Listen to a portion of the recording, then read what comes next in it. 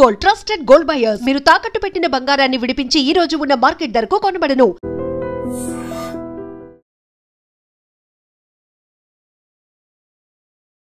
Inside politics with Kavitha. BJP ఎంపీలు 8 మంది ఉన్నప్పటికీ రాష్ట్రంలో ఎరువుల కొరత ఎందుకని ఉంది? బీజేపీ కేంద్రం రాష్ట్రానికి సంబంధించి నిధులను ఎందుకు ఇవ్వలేకపోతోంది? 53 సార్లు సీఎం ఢిల్లీకి వెళ్ళినా ఎందుకు అపాయింట్మెంట్లు దొరకట్లేదు? రాష్ట్రానికి సంబంధించినటువంటి నిధులు ఎందుకు విడుదల కావట్లేదు? మనతో పాటుగా ఉన్నారు ఎంపీ రఘునందన్ రావు. రఘునందన్ గారు నమస్కారం అండి. సో యూరియా కొరత అనేది ఒక 3 నెలల నుంచి విపరీతంగా ఉంది. యూరియాని ఎవరైతే తెస్తారో ఎవరైతే ఇస్తారో వాళ్ళకే మేము ఓటేస్తామంది బీఆర్ఎస్ వైస్ ప్రెసిడెంట్కి సంబంధించి ఓటింగ్లో కూడా పాల్గొనలేదు. సో తప్పు ఎవరిదంటారు అక్కడ? ఓట్లు లేని వాళ్ళు ఓటేస్తామని బెదిరిస్తే ఎవరేం చేస్తారు? 4 ఎంపీలు ఉన్నారు కదా రాజ్యసభ. లోక్సభలో వాళ్ళకి ఒక్క ఎంపీ కూడా లేడు కదా కవిత గారు. సో మేము చేసేది ఈ దేశం బాగుండాలని పనిచేస్తున్న నరేంద్ర మోడీ గారి నాయకత్వంలో తప్ప ఓట్ల కోసం సీట్ల కోసం మేము పంచాయతీ చేసేటోళ్ళం కాదు. యూరియా ఈ రాష్ట్రానికి కొంత డిలే, టెక్నికల్గా ఒక 1 వీక్ 10 డేస్ కొంత యూరియా డిలే ఉంటుంది, కానీ 100% రైతన్నలకి ఆగస్టు 1 వరకు ఎంత యూరియా కావాలనో అంత యూరియాని అందించడం లోపల కేంద్ర ప్రభుత్వం 100% సఫలీకృతమైంది, చక్కగా పనిచేసింది. దాన్ని డిస్ట్రిబ్యూషన్ చేయడం లోపల కాంగ్రెస్ పార్టీ వైఫల్యం అయితే దాన్ని ఒక ఉద్యమంలాగా మలిచి రాష్ట్ర ప్రభుత్వాన్ని బదనాం చేసి కేంద్రాన్ని బదనాం చేసడం లోపల టీఆర్ఎస్ కొంతమేర సక్సెస్ అయింది. కాకపోతే ఇప్పుడు తేవడంలో విఫలమయ్యారు, లేకపోతే ఇప్పించడంలో విఫలమయ్యారు. ఉన్నటువంటి 8+8 కలిపితే 0 అయింది తప్ప రాష్ట్రానికి ఒరిగింది ఏమీ లేదు అనేది ఒక వాదన. ఇప్పుడు జర్నలిస్ట్గా పనిచేసి వచ్చినా కాబట్టి జర్నలిస్టులని అనే అధికారం నాకు ఉందని అనుకుంటాను. తెలుగు మీడియాకి బాగా పైత్యం ఎక్కువ కవిత. ఇప్పుడు వాళ్ళ బాపు ఉన్నప్పుడు యూరియా ఇచ్చింది ఎవరు? కేటీఆర్ వాళ్ళ నాయన ఉన్నప్పుడు లేదా కేసీఆర్ వాళ్ళందరికీ, తెలంగాణ ఉద్యమకారులందరికీ బాపు అయినా కేసీఆర్ 10 ఏళ్ళు ఈ రాష్ట్రాన్ని పాలించినప్పుడు యూరియా ఇచ్చింది ఎవడు? మేం కాదా? నేను తమాషా చేస్తారు. మీరుంటే చక్కగా ఉంటుంది, పక్కన ఉన్నాడు ఉంటే చేతనైతే లేదనే మాటలు ఏం మాట్లాడతారు మీరు అసలు? అప్పుడు యూరియా ఇచ్చింది నరేంద్ర మోడీ, ఇప్పుడు యూరియా ఇచ్చింది నరేంద్ర మోడీ. అన్ని రాష్ట్రాలకి ఎంత అవసరం ఉందని ఇండెంట్ పెడితే అంత ఇచ్చింది మేమే. దానికి యూరియా ఇయ్యలేదు. దానికి కూడా ఆర్టిఫిషియల్గా వాళ్ళు ఒక ఉద్యమాన్ని ప్రారంభిస్తే రైతులు ప్యానిక్ గురై రోజు లైన్లో నిల్చొని ఇబ్బందులు ఎదుర్కొనేటువంటి పరిస్థితి వస్తుంది. ఇది వాళ్ళు కావాలని క్రియేట్ చేసినారు. కొంత రాష్ట్ర ప్రభుత్వం వైఫల్యం ఉంది, డిస్ట్రిబ్యూషన్ లోపల ప్రాపర్గా చేయకపోవడం. రైతులు పానిక్ కాకుండా ఎక్కడికక్కడ మంత్రులు పోయి సెంటర్లని సందర్శించి ప్రజలకి రైతులకి భరోసా ఇవ్వాల్సినటువంటి కాంగ్రెస్ మంత్రులు వైఫల్యం చెందిరు. వీళ్ళకి అడ్మినిస్ట్రేషన్ మీద పట్టు లేదు. వాళ్ళకి బురద జల్లుట లోపల పూర్తి పట్టు వచ్చింది. వాళ్ళు బురద జల్లుతారు, వీళ్ళు పట్టించుకుంటలేరు. ఇంతే తేడా అందులో. ఇండెంట్ వాళ్ళు పెట్టలేదా లేకుంటే ఇవ్వలేకపోయారా? ఏమైంది అక్కడ? కవిత గారు, ఇట్లా భూతద్దాలు పెట్టి ఇండెంట్లు పెట్టలేదా ఏమైతే నువ్వు నెలకు సరిపోయే రేషన్ తెచ్చుకుంటావు. సడన్గా కోవిడ్ వచ్చి లాక్డౌన్ అయింది, ఏం చేస్తారు? భారతదేశానికి అనుకోకుండా ఒక యుద్ధం వచ్చింది, కొంచెం ఇబ్బందికరమైన పరిస్థితి వచ్చింది. ఉన్న దాంట్లో రైతులన్నీ కన్విన్స్ చేసి జూలై 31 దాకా రాని కొరత ఆగస్టులో ఎందుకు వచ్చింది? ఏం చేసింది రాష్ట్ర ప్రభుత్వం? ఎంత పెట్టింది ఇండెంట్, ఎంత ఇచ్చిండ్రు? నేను DDRC మీటింగ్లో మా జిల్లాలో పాల్గొన్నాను కాబట్టి చెప్తా ఉన్నాను. నేను మీకు జూలై లాస్ట్ వీక్లో గౌరవ మంత్రి వివేక్ గారితో కలిసి పాల్గొన్నప్పుడు నేను అడిగిన మా జిల్లా కలెక్టర్ గారిని, యూరియా మీకు సరిపోయినంత వస్తుందా వస్తలేదా, ఆగస్ట్ ఇండెంట్ సరిగా పెట్టినరా పెట్టలేదా అని అడిగినాను. అది రాష్ట్ర ప్రభుత్వం చెప్పాలి. వాళ్ళు ఎంత అడిగితే అంత ఇచ్చినాం. మధ్యలో కొంత పాకిస్తాన్ తోటి యుద్ధం వల్ల ఒక 1 వీక్ 10 డేస్ కొంచెం డిస్టర్బెన్స్ అయిన మాట వాస్తవం. దాన్ని మేము అంగీకరించేందుకు చిత్తశుద్ధితోటి ఉన్నాం. కానీ టీఆర్ఎస్ ఒకటే పనిగా బురద జల్లే కార్యక్రమం పెట్టుకొని 30 మంది పేమెంట్ ఇచ్చేటువంటి జీతగాళ్ళని జర్నలిస్టులకు పెట్టుకొని ఏది పడితే అది చేస్తుంటే ఎవడేం చేస్తాడు కవిత గారు? దానికి కేసీఆర్ ఉన్నప్పుడు యూరియా అయింది, ఆ కేసీఆర్ ఇంట్లో ఫామ్ హౌస్లో తయారు చేసుకొని తెచ్చి రైతులకంతా యూరియా ఇచ్చిండా? మా బాబు ఉంటే మంచిగా వచ్చింది, వేరే ఎవడో తెలియదు. పోయిన సంవత్సరం రాలేదా మరి? ఇదే ఈసారి ఎందుకు వచ్చింది? ఆ డిఫికల్టీని గమనించకుండా రాజకీయ లబ్ధి కోసం పొద్దుగలేస్తే బురద జల్లే కార్యక్రమాన్ని 30 మెడికల్ కాలేజీలు కాదు 30 యూట్యూబ్ ఛానళ్ళకి జీతం ఇవ్వాలని కేటీఆర్ అనేటువంటి జీతం ఇచ్చి చేస్తుంటే ఎవడేం చేస్తాడు దానికి కవిత గారు? ఇబ్బంది జరిగిన మాట వాస్తవం, వారం 10 రోజులు అవస్థ అయిన మాట వాస్తవం. ఆ వారం 10 రోజులు సరిగా మేనేజ్ చేసుకోవడం ఈ ప్రభుత్వానికి చేతగా లేదు అంటున్నా. ఉన్న యూరియాని రైతులకు భరోసా ఇవ్వకపోతే 2 అవసరం ఉన్న వాళ్ళు వచ్చే పసలు కూడా దొరకదని 4 తీసుకుంటున్నారు. దీనివల్ల కొంత కొరత వచ్చింది, కొంత బ్లాక్మెయిల్ చేస్తూ ఉన్నారు, కొంత బ్లాక్ మార్కెటింగ్ చేస్తూ ఉన్నారు, డీలర్లు కొంతవరకు ఇబ్బంది పెడతా ఉన్నారు రైతుల్ని. దీన్ని కంట్రోల్ చేయాల్సినటువంటి రాష్ట్ర ప్రభుత్వం చేయలేక వైఫల్యం చెందితే ఆగో పులి అంటే ఇగో తోకాని వీళ్ళు ఇక దాన్ని భూతద్దంలో పెట్టి వీళ్ళు రచ్చ చేసి రైతులంతా పానిక్ క్రియేట్ చేసేటువంటి కార్యక్రమాన్ని చేస్తూ ఉన్నారు. వాళ్ళది కత్తి కాదు నెత్తి కాదు, రాష్ట్రంలో లేరు ఢిల్లీలో లేరు, అందుకని వేస్తూనే ఉన్నారు బురద. 30 యూట్యూబ్ ఛానళ్ళని పెట్టి పేమెంట్ ఆర్టిస్టులను పెట్టి నడిపిస్తూ ఉన్నారు, నటన చేస్తూ ఉన్నారు. ఎట్లయితుంది అట్లా కవిత గారు? బాధ్యత ఉండాలి, ఏదన్నా బాధ్యత ఉండాలి, భరోసా ఇవ్వాలి రాష్ట్ర ప్రభుత్వంపై. ఏసీగా ఇంత ఉంది, ఇంత స్టాక్ ఉంది, ఇంత లేదు, మీరు ఇట్లా ఉండండి అని వాళ్ళకి చెప్పుకునే పరిస్థితి లేదు రాష్ట్ర ప్రభుత్వానికి.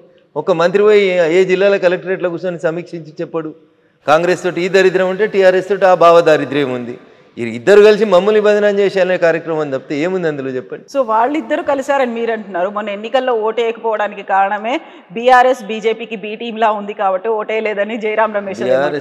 బీఆర్ఎస్ అనేది ఇర్రెలెవెంట్ అవుతుంది రాష్ట్ర రాజకీయాల్లో. నేను ఈ మాట ఏదో రఘునందన్ కావాలని టీఆర్ఎస్ని తిడతాడు కాబట్టి తిట్టాలని తిడతలేడు, ఓకేనా? అరే నీ కుటుంబాన్నే కంట్రోల్ చేసుకోవడం చేతలు అయితే లేదు, రేపు నీ రాష్ట్రాన్ని ఏం కంట్రోల్ చేస్తావు నువ్వు? బిడ్డకి కొడుకు మధ్యలో ఆస్తుల పంపకాలలో పంచాయతీ నడుస్తూ ఉంది, దాన్ని సరి చేసుకోరి ఫస్ట్. మీరు బీఆర్ఎస్ వాళ్ళు అది ఆలోచించుకోరి ఫస్ట్. అది ఆలోచించుకోవడం చేత కాదు, అది చేయడం చేత కాదు. బావకు నాకంటే ఎక్కువ పదవులు ఇస్తారు అని మరదలో ఇల్లు లియేస్తూ ఉంది. కుటుంబాన్ని చక్కదిద్దుకో, నలుగురున్న కుటుంబాన్ని చక్కదిద్దుకోలేనోడు రేపు 4 కోట్ల తెలంగాణ ప్రజల్ని చక్కదిద్దాడు, రేపు మా బాపు మళ్ళీ వస్తాడు, మేము మళ్ళీ వస్తాం, వచ్చి ఏం చేస్తారు? బిడ్డకే న్యాయం చేయలేను, నువ్వు దేశంలో ఎవరికే న్యాయం చేస్తావు? తొలి తెలంగాణ క్యాబినెట్లో ఒక ఆడబిడ్డకు మంత్రి పదవి వేయకుండా అట్లా ఆడబిడ్డలకి అన్యాయం చేసినావు. ఆఖరికి రెండో దాంట్లో ఇప్పుడు నీ బిడ్డనే చెప్పి బయటకు వచ్చింది, మా నాయన మొత్తం సామాజిక తెలంగాణకు వ్యతిరేకం, మా నాయననే తప్పు చేసిండని చెప్తుంది. ఇంకేం ముఖం పెట్టుకుని వచ్చి ఓట్లు అడుగుతారు రేపు టీఆర్ఎస్ వాళ్ళు? దేనికోసం అడుగుతారు ఓట్లు? సంపాదించిన అక్రమాస్తుల్ని బిడ్డకి కొడుకు సరిగా వంచలేదని చెప్తాడా? లేకపోతే బిడ్డకి పదవి వేయక మా అల్లుడికి పదవి ఇచ్చినా అల్లుడు ఇంకోటి చేస్తున్నాడని చెప్పుకుంటాడా? ఏం చెప్తారు మీరు రేపు వచ్చి? ఏం టీఆర్ఎస్ ఏం బీఆర్ఎస్ ఏడున్నదని? ఇర్రెలవెంట్ అయిన వాళ్ళ గురించి మీరేదో ముచ్చట పెడతారు మళ్ళీ నాతోటి వచ్చి. ఏమున్నది అందులో? ఏడున్నారు వాళ్ళు? ఏడున్నారు కవిత గారు? ఎందుకు లేరు మెదక్ పార్లమెంట్లో? ఏం చెప్తారు మీరు? ప్రజాస్వామ్యం కర్తం, ప్రజలు ఓట్లు వేస్తారు, మీకు ఓట్లు వేస్తలేరు కదా, రేపు ఇంకా వేయరు మీకు. నిన్న మన ఒక జర్నలిస్ట్ కృష్ణ అనుకుంటా మిత్రుడు 10 ప్రశ్నలు సమాజం ముందు నుంచి సర్వే చేసిండు. ఏమొచ్చింది సర్వే రిపోర్టు? మాకేం కాలే, మంచిగా ఉన్నామని బింకనాలు పొంకనాలు కొట్టి పొద్దుగల బావ ప్రెస్ పెడితే పొద్దుగుకి ట్వీట్ పెట్టుడు, గివే కదా వాళ్ళ పంచాయతీ, బావబొమ్మరుదుల పంచాయతీలే కదా. వాళ్ళు ఏం చేస్తున్నారండి వాళ్ళకి? మీరు చూడు, నేను చాలా స్పష్టంగా చెప్పదలుచుకున్నా మీకు. ఈ 18 నెలల్లో గత ఏడాది నుంచి హరీష్ రావు గారు ఒక జిల్లాకు వస్తే దానికి పోటీ కేటీఆర్ గారు ఇంకో జిల్లాకు పోవాలి. హరీష్ రావు గారు ప్రెస్ మీట్ పెడితే కేటీఆర్ గారు ట్వీట్ పెట్టాలి, హరీష్ ట్వీట్ పెడితే కేటీఆర్ గారు ప్రెస్ మీట్ పెట్టాలి, బావ సిరిసిల్లకు పోతే బామ్మది కరీంనగర్ పోవాలి. ఇది తప్ప వాళ్ళిద్దరి పోటీ పంచాయతీ తప్ప వాళ్ళు ప్రజలకు చేసింది ఏంది? ఏం చేసిర్రు? 10 ఏళ్ళలో మీరు చక్కదిద్దింది ఏందని?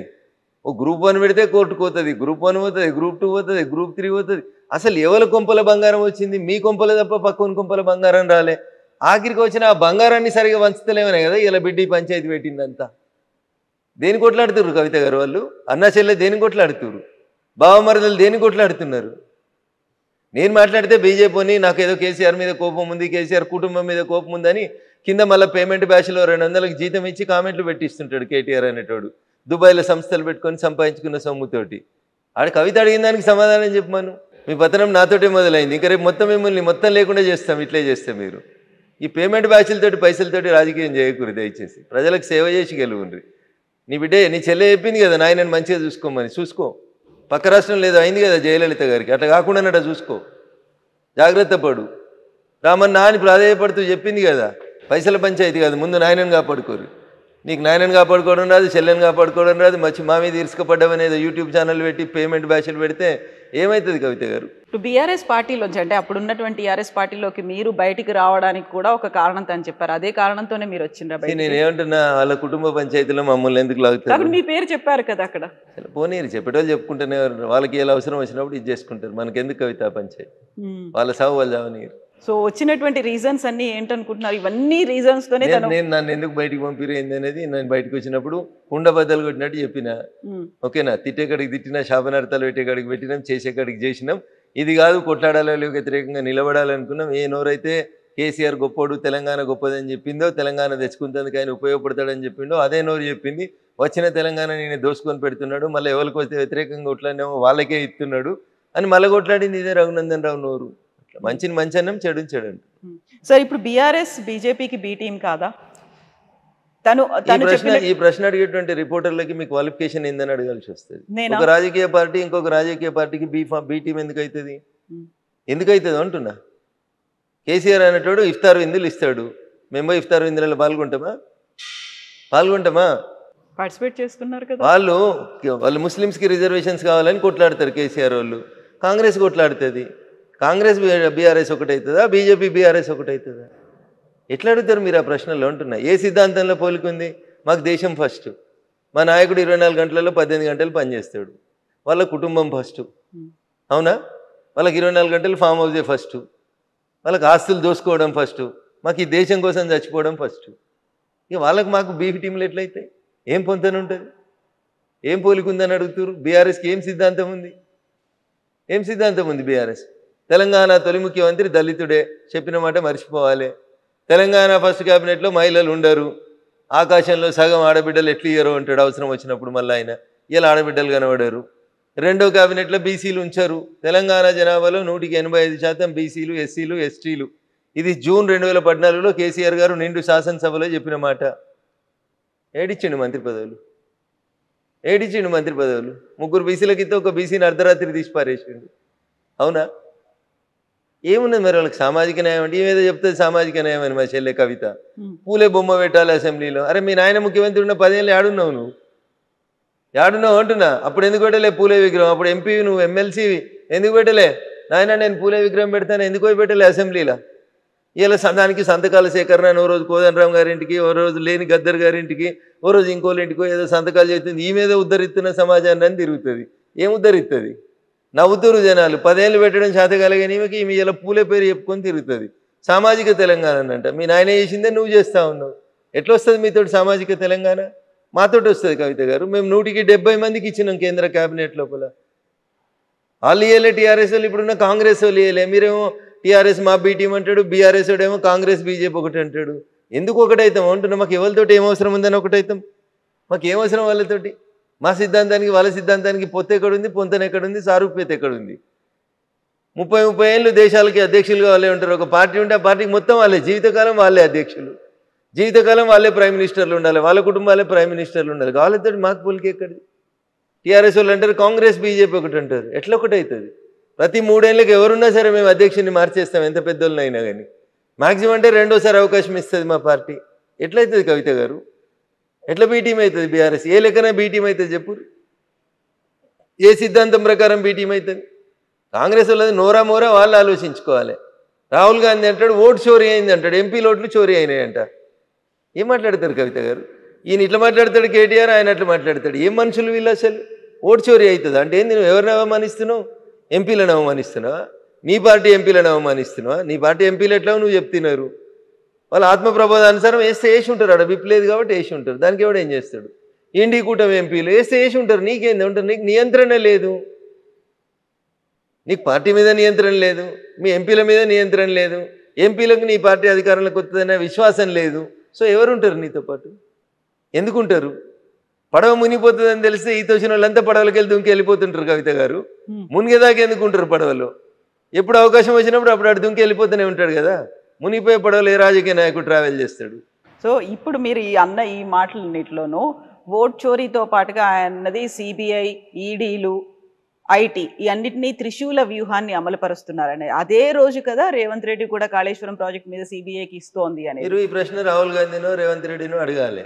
కాంగ్రెస్ వాళ్ళు చేసిన తప్పులకు వచ్చి బీజేపీ వాళ్ళని సమాధానం చెప్పమంటే మాకు ఏం అవసరం ఉందని సమాధానం చెప్తాం. ఆ ట్వీట్ చేసినప్పుడు కింద మీరు కౌంటర్ పెట్టాలి. అరే వారి బుడ్డోడా, ఇది ఈ సిబిఐని ఈడీని తీసుకొచ్చింది బీజేపీ పార్టీ నరేంద్ర మోడీ గారు కాదురా బాబు, మీ నాయనమ్మ మీ తాత ఉన్నప్పుడు తెచ్చిరు, వాళ్ళని అడుగురా పోయాని అడిగిపోయి అడిగిరారా పోరే అని చెప్పాలి. గట్లా ఏది ఎప్పుడు వచ్చిందో తెలియని వాళ్ళు మాట్లాడితే ఆ నిమిషానికి ఎవడో పక్క నుండి ట్వీట్ చేస్తాడు. ఆఫీస్లో బ్యాక్ బెంచీల్లో ఫ్రంట్ బెంచీల్లో కూర్చున్నాడు, అంతేగా నేను చదివి ట్వీట్ చేస్తాడా? మరి ఇప్పుడు కాళేశ్వరం ప్రాజెక్ట్లో సిబిఐ అంటే ఏమవుతుంది అనుకుంటున్నారు మీరు? నాకు తెలియదు, అది ఇచ్చిరో అయ్యలేదో ఏమవుతుందో కాలం నిర్ణయిస్తుంది, చూద్దాం. అది మధ్యలో కోర్టుకు పోయినట్టుంది కదా, కొద్దిగా ఓపిక ఉందాం. సామాజిక న్యాయం, బీసీలకి 42% రిజర్వేషన్లు, ఇదేమవుతుంది? ఎక్కడి దాకా వెళ్తుంది? మేము ఇస్తున్నాం కదా, మాకు అవకాశం ఉన్న ప్రతి చోట మేము ఇస్తున్నాం. కాంగ్రెస్ లాగా ముస్లిమ్స్తో కలిపి ఇచ్చేటువంటి ఆలోచన మాకు లేదు. మేము డాక్టర్ బిఆర్ అంబేద్కర్ గారు రాసిన రాజ్యాంగాన్ని ఫాలో అవుతాం. డాక్టర్ బిఆర్ అంబేద్కర్ గారు రాసిన రాజ్యాంగంలో ఎస్సీలకి ఎస్టీలకి రిజర్వేషన్లు ఇవ్వమన్నారు కానీ మైనార్టీలకు రిజర్వేషన్లు ఇవ్వమని చెప్పలేదు. అయినా కవిత గారు బిలో 10 ఉంటే మైనార్టీస్ అవుతారు, మోర్ దెన్ 10 అయినాక వాళ్ళు మైనార్టీస్ ఏంది, వాళ్ళకి మైనార్టీ రిజర్వేషన్ ఏంది, వాళ్ళని తెచ్చి బీసీ రిజర్వేషన్లో పెట్టేటువంటి తెలివి తక్కువ పని ఏంది? ఎట్టి పరిస్థితుల్లో కూడా వాళ్ళకి రిజర్వేషన్స్ ఇవ్వం మేము. సో దీనికి చట్టబద్ధత వస్తుంది అనుకుంటారా? కోర్టుకు వెళ్తారా? ఏమైనా పోని, వాళ్ళు ఎడికైనా పోని. కోర్టు ఏం చెప్తుంది? భారత రాజ్యాంగాన్ని దాటిపోయి పనిచేయమని చెప్తుందా? రాజ్యాంగం ఫ్రేమ్ ఎంతుంటే గంతల్ని పనిచేయమని చెప్తుంది. రాజ్యాంగబద్ధమైనటువంటి విషయాల్ని రాజ్యాంగబద్ధంగానే పరిష్కరించమని చెప్తుంది. రాజ్యాంగం లిమిట్ని దాటి పనిచేయమని ఎవరెట్లా చెప్తారు కవిత గారు? ఇప్పుడు 42% రిజర్వేషన్ ఇయ్యనంత వరకు స్థానిక సంస్థల ఎన్నికలు రావు వాళ్ళకి ఎన్నికలు పెట్టే ధైర్యం లేక వాళ్ళ మాట మాట్లాడితే నేనేం చేస్తాను? గెలిచి నీకు ఇవాళ 18 నెలలు 20 నెలలు అవుతుంది, ఇవాళ దాకా ఎలక్షన్స్ పెడతలేరు మీరు. ఇప్పుడు బీజేపీని బదనాం చేసినందుకు కుట్రా, బీజేపీ 42% రిజర్వేషన్లు ఇస్తలేదు కాబట్టి మేము ఎలక్షన్లు పెడతలేమని కుట్రా. రిజర్వేషన్ ఎంత ఉండేది ముందు ఎన్నికలు అయితే పెట్టి సార్, ఊర్లలో ఊడ్చడానికి జీతాలు లేక ఏడుస్తున్నారు, సర్పంచులు లేక సగం ఊర్లు ఇబ్బంది పడతా ఉన్నాయి, ముందు ఎలక్షన్లు పెట్టిర్రి. దానికైతే పార్టీ గుర్తుండదు కదా. గెలిచిన వాళ్ళంతా మా కాంగ్రెస్ వాళ్ళనే కండువ కప్పుకో, ఎవడొద్దంటాడు తర్వాత నిన్ను. ఎలక్షన్లు పెట్టాను అంటున్నాం మేము. నువ్వు 42% వాళ్ళకే ఇచ్చేసి పెట్టుకో. 42%లో 10% ముస్లింలకు ఇవ్వడం వల్ల హైదరాబాద్ లాంటి సిటీ లోపల మీరు 150 కార్పొరేటర్లు ఉంటే దాంట్లో వాళ్ళు 10-15 మంది వాళ్ళే వచ్చేస్తున్నారు. ముస్లిం మైనార్టీలు బీసీ కోటా కింద వస్తూ ఉన్నారు. దీన్ని మేము వ్యతిరేకిస్తూ ఉన్నాం. సో ఇప్పుడు మీరు కిషన్ రెడ్డి గారి గురించి చెప్పారు, ఆ అధ్యక్షుడి గురించి మాట్లాడిన తర్వాత వెరీ రీసెంట్గా బీజేపీ నుంచి బయటకు వెళ్ళినటువంటి రాజా సింగ్, ఆయన ఎందుకు కిషన్ రెడ్డి గారికే సవాళ్ళు విసురుస్తున్నారు, ఛాలెంజ్లు చేస్తున్నారు, మన ఇద్దరం పోటీ పడదాం, రాజీనామాలు చేసి రమ్మని? సో మీరు ఇద్దరు అన్నారు కాబట్టి ఆ ఇద్దరిట్లో ఎవరు మాట్లాడినా కరెక్ట్గా ఉంటుంది. నేను మూడో వ్యక్తిగా బయట నుంచి చూస్తుంటే నాకు సరిగ్గా కాకుండా అది బీజేపీ పార్టీయే కదా, మాకు కనిపించట్లేదు, మాకు అర్థం కావట్లేదు. నేను అదే చెప్తా ఉన్నా మీకు. కిషన్ రెడ్డి గారు మాట్లాడినా బాగుంటుంది, లేదా ఆ ప్రశ్నకు సమాధానం రాజా సింగ్ గారు చెప్పినా బాగుంటుంది. మధ్యలో నేను థర్డ్ పర్సన్ అయితే కదా కవిత గారు, నేను మాట్లాడడం బాగుంది. సరే, మీరు ఇప్పుడు పొంతన పోలిక సిద్ధాంతాలు ఎక్కడున్నాయి అనుకుంటే, బయట నుంచి వచ్చినటువంటి వాళ్ళందరికీ కూడా డిఫరెంట్ ఐడియాలజీలు సిద్ధాంతాలు ఉన్నాయి. వాళ్ళందరూ బీజేపీలోకి వచ్చిన తర్వాత మొత్తం బీజేపీ ఐడియాలజీనే పుచ్చుకున్నారా? పుచ్చుకోకపోతే బీజేపీ కండువ ఎట్లా కప్పుకుంటారు? ఇప్పుడు ప్రస్తుతం నేనేం చెప్తున్నా మీకు, కండువ కప్పుకున్న మరుక్షణం నీకు నచ్చితేనే కండువ కప్పుకుంటావు. మీరు ఎందుకో కండువ కప్పుకుంటలేరు. మీరు మా ఇంటికి వచ్చి ఇప్పుడు నేను బలవంతంగా మీకు కండువ వేస్తున్నానా? వేయను కదా. మీరు మా సిద్ధాంతాలు నచ్చి మా నాయకత్వం నచ్చి వచ్చి జాయిన్ అవుతున్న వాళ్ళు పాత సిద్ధాంతాలను ఇంకా మోస్తా అంటే మా పార్టీ ఎందుకు ఊకుంటుంది? కాకుండా గ్రూపులు ఎందుకు కనిపిస్తున్నాయి? చాలా గ్రూపులు కనిపిస్తున్నాయి. గతంలో కరీంనగర్ కి సంబంధించి బండి సంజయ్ కావచ్చు, ఈటెల రాజేందర్ ఒకరి మీద ఒకరు మాట్లాడుకున్నటువంటి పరిస్థితి ఉంది. బండి సంజయ్ గారు మాట్లాడిన మాటలలో ఎక్కడ ఈటెల రాజేందర్ గారి పేరు రాలేదు. ఈటెల రాజేందర్ గారు మాట్లాడిన ఎక్కడ కూడా బండి సంజయ్ గారి పేరు రాలేదు. మీడియా అదే చెప్తున్నది, తెలుగు మీడియాకి ఉత్సాహం ఎక్కువ, నారద ముని వారసులం అనుకొని అట్లే అదే పంచాయతీని కొనసాగి తెలుగు మీడియానే ఇట్లుంది దురదృష్టం. కాకపోతే కేంద్రంలో ఎందుకు గోడీ మీడియా అనేది కూడా అట్లనే వస్తుంది. కేవలం మోదీ భజన మాత్రమే చేస్తున్నారు వాళ్ళు అనేది. మోడీ భజన చేస్తుంటే ఓటు చోరీ అవుతుందని పాదయాత్ర చేస్తుంటే రోజు టీవీలలో పేపర్లలో ఎట్లా వస్తుంది? మోడీ మీడియా అయితే రాహుల్ గాంధీ బొమ్మలు ఎట్లా కనబడుతున్నాయి? ఓటు చోరీ చేసిండని రాహుల్ గాంధీ మాట్లాడితే టీవీలలో ప్లేట్ బ్రేకింగ్లు ఎట్లా వస్తాయి? రావు కదా. మోడీ మీడియా అయితే రాహుల్ గాంధీ అనే పేరే రాదు కదా టీవీలలో. మేము స్వేచ్ఛ ఇచ్చినాం కాబట్టి మీరు ఏదైనా మాట్లాడుతున్నారు. మేము ఉన్నట్టు మాట్లాడుతున్నాం కాబట్టి మీకు బాధ అనిపిస్తుంది. మేము నిజంగా నియంతృత్వం పోతే మీరేడ మాట్లాడతారు? అంత మోడీ మీడియా అయితే వేరే పేర్లు ఎందుకు కనబడతాయి ఈ దేశం లోపల? We're free. మేము మళ్ళీ చెప్తా ఉన్నాం, బిఆర్ అంబేద్కర్ గారు రాసిన రాజ్యాంగం ప్రకారమే అందరినీ పనిచేసుకోమని అడుగుతున్నాం. దాన్ని మీరు ఎక్కువ ఫాయిదా ఉటాయిస్తున్నారు, అయినా మేము మౌనంగా భరిస్తా ఉన్నాం. ఓకే, సో ఇప్పుడు తెలంగాణ బీజేపీలో ఏం జరుగుతుంది అంటే, ప్రశాంతంగా కొత్త అధ్యక్షుడు రామచంద్రరావు గారి నాయకత్వంలో భారతీయ జనతా పార్టీ కార్యక్రమాలన్నీ బాగా చేసుకుంటూ ముందుకు సాగుతుంది. కాకపోతే రాజా సింగ్ ఇప్పటికి కూడా కిషన్ రెడ్డి కావాలనే తన ప్రెషర్ని అప్లై చేస్తూ ఉన్నారు, చేయాల్సిన పని చేసుకొని. నిన్న ఆయన విసిరిన సవాల్లో కూడా ఎవరి పనులను వాళ్ళని చేసుకొనివ్వండి, అలా అయితేనే ఎంపీలు కూడా వాళ్ళ పనులు చేసుకుంటారు అని. మీ పనులు మీరు చేసుకోవడే ఫెసిలిటీ కావచ్చు, ఆ ఫ్రీ హ్యాండ్ అనేది మీకుందా, ప్రెషర్ ఉందా? ఇప్పుడు మీరు వచ్చి నన్ను ఇంటర్వ్యూ చేస్తా అన్నారు, నేను ఎవరికైనా ఫోన్ చేసి ఇంటర్వ్యూ ఇవ్వాలా వద్దని అడిగినా నా అంతా నేను ఇంటర్వ్యూ ఇస్తున్నాను. అది మీ ఇండివిజువల్ డెసిషన్. ఇండివిజువల్ డిసిషన్ ఏముంది? అదే మరి ఫ్రీగా పని చేసుకుంటున్నాం అని చెప్పడానికి చెప్తున్నా, నేను ఇండివిజువల్ డిసిషన్ అని చెప్తలేను. టీవీలోకి ఇంటర్వ్యూ ఇవ్వద్దు రామచంద్రరావు గారు చెప్పలేదు, చెప్తే రాజా సింగ్ గారు ఎట్లా ఇస్తారు ఇంటర్వ్యూలు? ఇయ్యరు కదా. సో ఆయన ఛాలెంజ్లు అయితే విసురుతున్నారు. ఆ తర్వాత గ్రూపులు ఉన్నాయి, సమాధానం గ్రూపులు 100% నాకైతే కనబడతలేవు. మరి మీ అద్దాలు పెట్టుకొని చూస్తే నాకేమైనా కనబడతాయి తెలియదు. నాకు అద్దాలు రాలేదు, ఇంకా నాకు గ్రూపులు కనబడతలేవు. ఓకే, ఈ అద్దాలు గ్రూపుల కోసం కాదులేండి చూడడానికి, కానీ యాక్చువల్ గా అంటే ఆ చూపులో ఇక్కడ తేడా ఉంది అని అర్థం. నా చూపులోనే ఉందా? మరి సోషల్ మీడియా, జర్నలిస్ట్ మిత్రులు, సోషల్ మీడియా ఏముంది? అది మీ ఇష్టం. మీ చేతిలో సెల్ ఫోన్ ఉంది, మీ నోటికి వచ్చింది రాస్తారు, దానికి ఎవరిని జవాబు చేస్తారు? మీకు జవాబుదారితనం లేదు, నేనేం చేయాలి దానికి? నా ఫోన్ నా ఇష్టం అంటారు మీరు, నేనేం చేస్తాను దానికి? అందుకనే కొత్త చట్టాలు వస్తాయి, వచ్చినాక చూద్దాం. ఎప్పుడు వస్తున్నాయి? ఏం చట్టాలు అవి? సమయం సందర్భాన్ని బట్టి తీసుకొస్తాం. సో నియంత్రించే చట్టాలా, గ్యాగ్ ఆర్డర్స్ లాంటివి వస్తున్నాయి? ఏం చెప్తా ఉన్నాను నేను, చట్టాలు తీసుకొస్తామని చెప్పినాం, నియంత్రిస్తామని చెప్పలేదు నేను. ఏం చట్టాలు తెస్తారంటే, మీరు నా ఇంట పైసలు ఉన్నాయి, నేను 10 మందికి సరిపోయి భోజనం వండుతాను, ఒకళ్ళే తింటారు, 9 మంది భోజనం రోడ్డు మీద మారేస్తా అంటే అది ఆపాలే అని చెప్తాం. అది నియంత్రించే చట్టం అవుతుందా? నోరున్నది కదా, ఎవరిని పెడితే రెగ్యులేషన్ అనేది అవుతుంది. రెగ్యులేషన్ తెస్తాం, ఫుడ్ రెగ్యులేటరీ యాక్ట్ తెస్తాం. మీరు హోటల్కి పోతారు, 10 మందికి సరిపోయే టిఫిన్ ఆర్డర్ ఇస్తారు, మీకు నచ్చినాయి 2 ఇడ్లీలు తిని మిగతా అంతా బయట వారే అంటే బయట ఫుడ్ లేకుండా చచ్చిపోతున్న జనం కోసం ఆలోచించమని మేమంటాం. అది మీకు నియంత్రణలా కనబడుతుంది. నా డబ్బులు నా ఇష్టం అంటే ఎట్లా ఒప్పుకుంటారు? నీ డబ్బులు కాదు, ఈ దేశంలో నువ్వు పనిచేస్తే నీకు వచ్చిన వేతనం అది. ఈ దేశంలో మిగతా ఎట్లున్నారో కూడా చూడాల్సిన సామాజిక బాధ్యత ఉంటుంది మీ మీద. దాన్ని విస్మరించి నా ఇష్టం ఉన్నట్టు నేను ఉంటా అంటే ఉండనియేది. ఈ దేశంలో కొన్ని సంస్కృతులు, పద్ధతులు, సాంప్రదాయాలు, విలువలు, చట్టాలు, రాజ్యాంగం ఉంది. ఇది ఎటు పడితే అటు ఎవరు పడితే వాళ్ళు ఏది పడితే చేస్తామంటే నియంత్రించేందుకు బరాబరి చట్టాలు వస్తాయి. మీరు ఏమనుకుంటే మాకేమవుతుంది? జనానికి ఉపయోగపడే చట్టాలు తీసుకొస్తాం. ఎస్, ఈ నియంత్రణకి నాకు ఈ మధ్య జరిగిన ధర్మస్థల ఇన్సిడెంట్స్కి సంబంధించి అక్కడున్నటువంటి మఠాధిపతులు, సన్యాసులు అందరూ వెళ్ళి అమిత్ షాని కలిసిన తర్వాత ఆయన ఒక మాట అన్నారు అనేది, నియంత్రించడానికి ఒక చట్టం అనేది తీసుకొస్తాం. ఎందుకంటే రిలీజియన్ సిస్టమ్కి సంబంధించి హిందూ మఠాల మీదనో హిందూ దేవాలయాల ప్రార్థనాలయాల మీదనే అటాక్ అవుతుంది కాబట్టి దానికి సంబంధించినటువంటి ఒక చట్టం తీసుకురావాల్సినటువంటి అవసరం ఉంది. ఆ దిశగా మేము ఆలోచిస్తున్నామని. అది కూడా రాబోతుందా? ఇప్పుడు సికింద్రాబాద్లో మీరు ఒక హనుమంతుని దేవాలయం ధ్వంసం అయింది. ఏం చెప్పారు పోలీసు వాళ్ళు? ఓ మతిస్థిమితం లేని కర్ణాటకకు చెందిన వ్యక్తి చేసిండు అని చెప్పారు. తర్వాత నా పార్లమెంట్లో వచ్చి సదాశివపేటలో ఒక హనుమంతుని గుడి ధ్వంసం అయింది. అదేదో మతిస్థిమితం లేనోడు పోయి చేసిండ్రు అన్నారు. రీసెంట్గా ఒక 1 మంత్ బ్యాక్ నేషనల్ హైవే మీద రుద్రారం అనే విలేజ్లో హనుమంతుని విగ్రహం ధ్వంసం అయింది. వీళ్ళంతా పక్క రాష్ట్రాలకు వెళ్ళి వచ్చి మతిస్థిమితం లేని వాళ్ళు వచ్చి 100 కిలోమీటర్లు ట్రావెల్ చేసి వస్తుంటే వాడికి మధ్యలో మసీదు కనబడతలేదా? రోడ్డు మీదనే ఉంటాయి కదా మసీదులు. వాడికి దారిలో ఎక్కడ చర్చి కనబడతలేదా? 200 కిలోమీటర్లతో ఒక హనుమంతుని కూడా కనబడుతుందా? అంటే దేవాలయాల మీద దాడులు జరుగుతుంటే మౌనంగా చూసుకుంటూ ఉండాలన్నా మేము? 100% ఉన్న హిందువులు మౌనంగా ఉండాలి, 10% లేని వాళ్ళు వచ్చి రోడ్ల మీద మా మసీదుని ముట్టొద్దు, మేము రోడ్డు మధ్యలో కడతామంటే సపరేట్ కూకోవాలన్నా?